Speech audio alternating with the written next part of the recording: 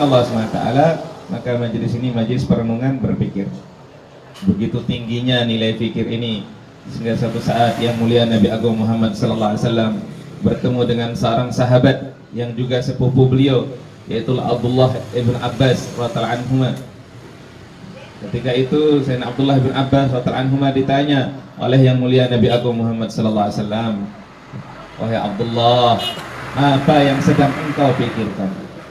Maka Abdullah bin Abbas radhiyallahu anhuma mengatakan, ya Rasulullah, aku sedang memikirkan penciptaan Allah SWT, ciptaan-ciptaan Allah, langit, bumi beserta isinya, keadaan-keadaan di langit dan bumi ini, seluruh ciptaan Allah aku sedang memikirkannya.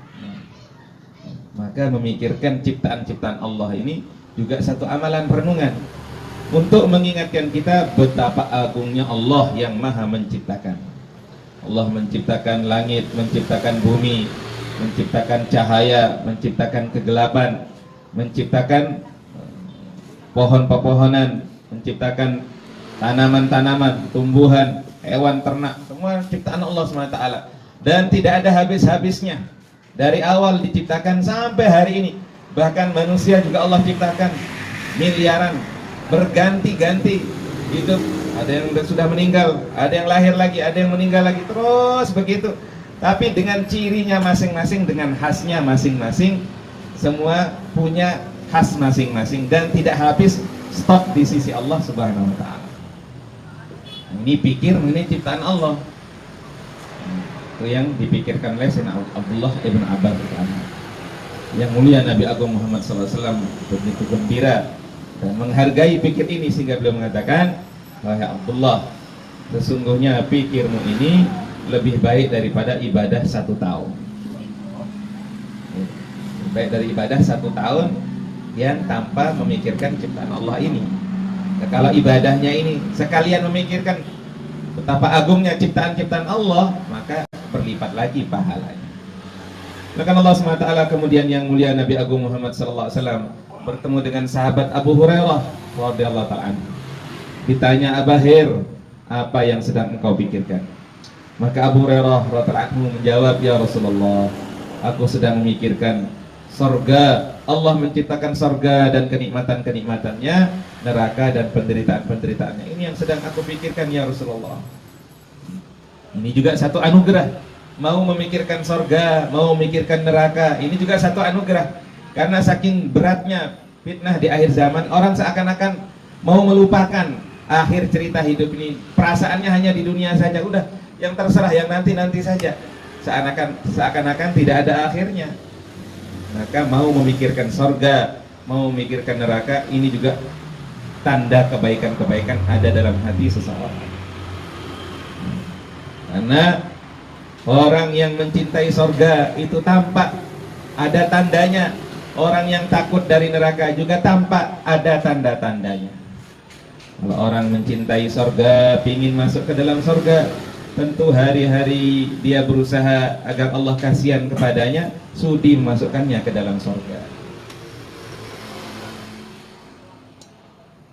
Kalau orang mencintai sorga, tentu tampak dalam amalan-amalannya bahwa dia pun ingin masuk sorga.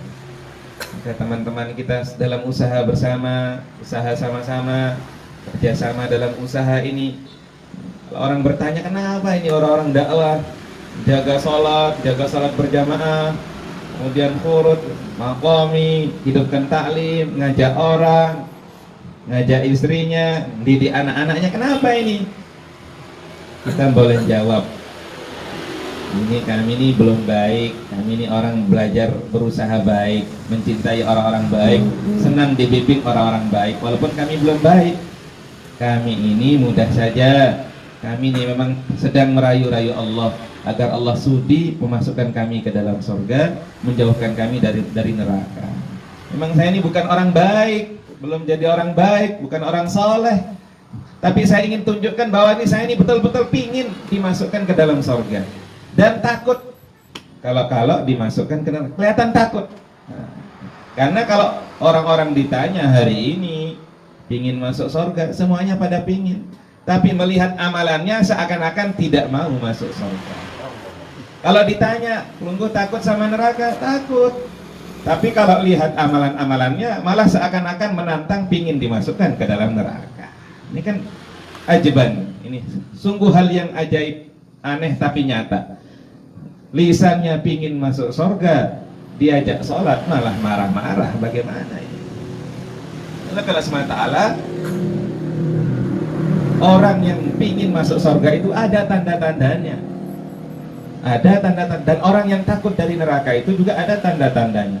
Semoga termasuk yang Pelunggu Sami semua. Maka kita usaha bareng-bareng. Inilah kita siang malam, ini yang sedang kita usahakan. Kalau pikir ini kita bawa, maka perasaan ini kita bawa, sehingga siang kita akan bercahaya, malam kita pun akan bercahaya, walaupun malam itu gelap. Walaupun malam itu gelap, umumnya malam itu gelap. Tapi kalau pikir ini, malam kita pun memikirkan bagaimana agar kita dimasukkan ke dalam surga, diselamatkan dari neraka, maka malam ini akan jadi terang.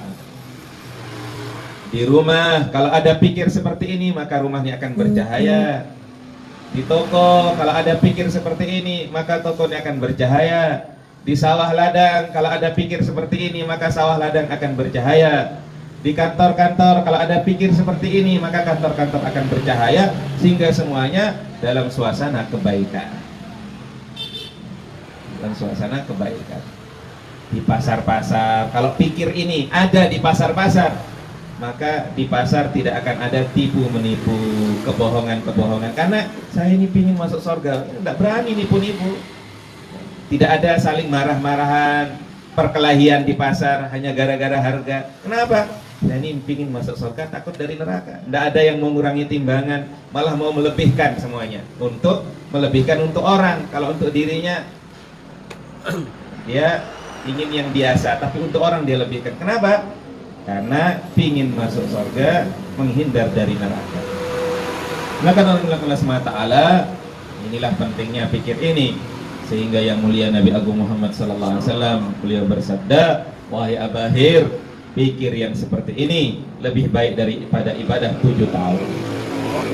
Tidak sampai di situ, yang mulia Nabi Agung Muhammad SAW berjalan lagi, bertemu dengan Sayyidina Abu Bakar As-Siddiq.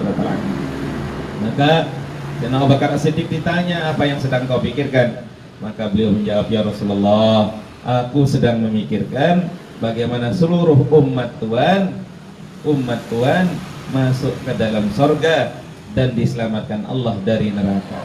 Ini pikir yang lebih tinggi lagi. Pingin agar orang-orang umat ini selamat menuju masuk ke dalam surga, terhindar dari neraka. Pikirmu ini wahai Abu Bakar lebih baik daripada ibadah 70 tahun. Ini lebih tinggi lagi, maka Allah SWT. Maka keletihan-keletihan, kepedihan-kepedihan, penderitaan-penderitaan, mujahadah-mujahadah telah dijalankan oleh hamba-hamba Allah, para nabi, para rasul, kekasih-kekasih Allah dari sejak Nabi Adam. Itu sudah letih, mujahadah, menahan, taat kepada Allah, meninggalkan perintah Allah terus. Seluruh para nabi seperti itu. Wali-wali Allah juga demikian, baik wali-wali Allah di kalangan laki-laki ataupun wanita, semua dalam keletihan mujahadah supaya agama ini sampai kepada kita semua.